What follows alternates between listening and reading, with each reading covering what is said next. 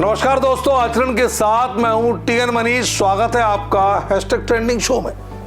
Social media पर छा रहा है द केरल स्टोरी 2 गोएज बियॉन्ड का ट्रेलर, जो रिलीज होते ही विवादों के घेरे में आ गया।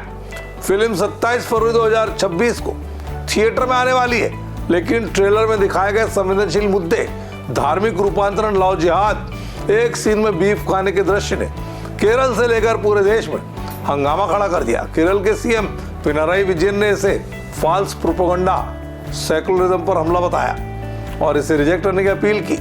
एनडीए, बीजेपी जैसे नेताओं ने इसे रियलिटी बताया।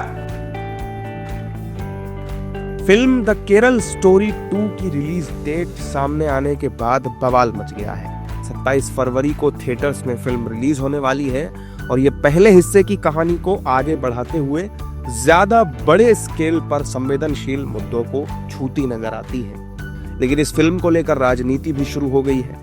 एनडीए के नेता इस फिल्म की रिलीज पर हो रहे विवाद को लेकर कह रहे हैं कि ये फिल्म सीधे तौर पर तथ्यों पर आधारित है, जिसके सामने आने से कई बेटियों के साथ हो रही गलत घटनाएं रुक जाएंगी।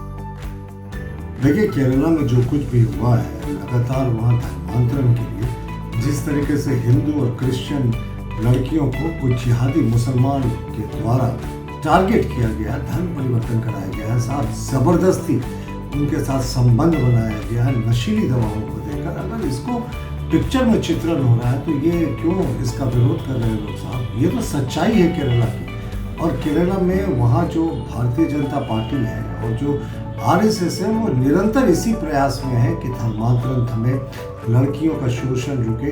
और वहाँ तो किसी को सिर्फ हिंदू बेटियां नहीं टारगेट हुई, वहाँ क्रिश्चियन बेटियां भी उतनी ही टारगेट हुई है। तो केरला में जो कुछ भी हुआ वो नंगा नाच है, और ये अगर पिक्चर में दिखाया जा रहा है तो इसका वही लोग विरोध करेंगे जो कहीं ना कहीं इसमें संलिप्त है।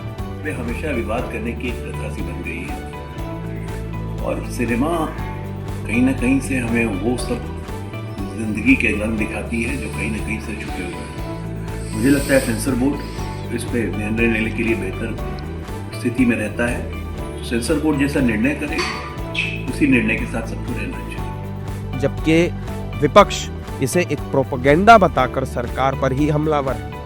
नहीं, ये तो बस नफरत की बात है, सब झूठी बातें हैं, सब झूठ है कि मुसलमान जो हिंदू को पकड़ता है फंसाता है। बिल्कुल झूठ है, बिल्कुल झूठ है। अगर कोई जबरदस्ती शादी करता है उसको जोर सजा दी जाए, परंतु जबरदस्ती कोई फंसाता नहीं है। ये सब जो है ना, सिर्फ और सिर्फ मुसलमानों को तकलीफ देने की बात है। अगर कोई नॉन मुस्लिम शादी करेगा, आप उसको 2 लाख रुपए देंगे, उसको आप सम्मान देंगे। और कोई हिंदू लड़की से मुस्लिम ने शादी किया तो उसको आप मार डालेंगे, जान से उसको बर्बाद कर देंगे।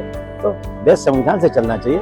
ये मनमानी जो चल रही देश में ना, मैं समझता हूँ पानी सर से ऊंचा हो रहा है। तो देखिए, जो भी इंसान किसी भी बच्ची को, चाहे वो हिंदू भाई की हो या मुसलमान भाई की हो, अगर क्राइम करता है तो वो कानून के तहत उसको सजा मिलनी चाहिए।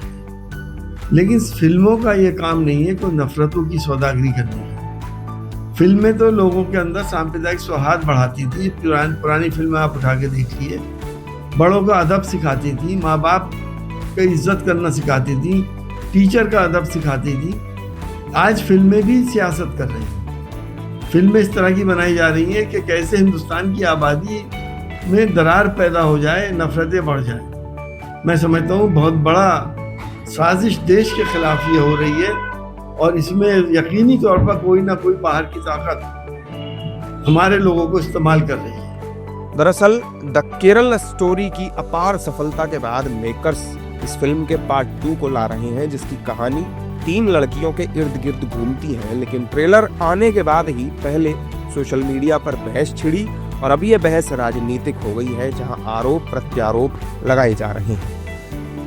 केरल स्टोरी 2 में जिस तरह के दृश्य हैं, वो कहीं ना कहीं जाति विशेष को, समाज विशेष को, उनकी आस्था को, उनके धर्म को, उनकी भावनाओं को आहत करती दिखती है।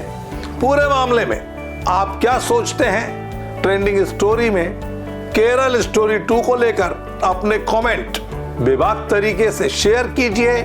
बने रहिए आचरण न्यूज के साथ। ऐसे ही ताजा तरीन ट्रेंडिंग मुद्दों के साथ अगले एपिसोड में आपसे फिर मिलेंगे। नमस्कार। देश दुनिया की सभी खबरें देखने के लिए जुड़े रहिए आचरण न्यूज से। आचरण न्यूज, हर कदम आपके साथ।